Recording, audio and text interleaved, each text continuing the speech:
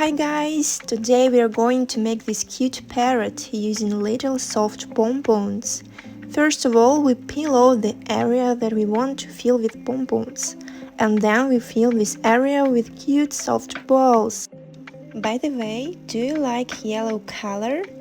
As for me, my favorite color is orange. Yes, orange fruits, orange vegetables, orange feathers, orange clothes, even orange lipsticks. What about you?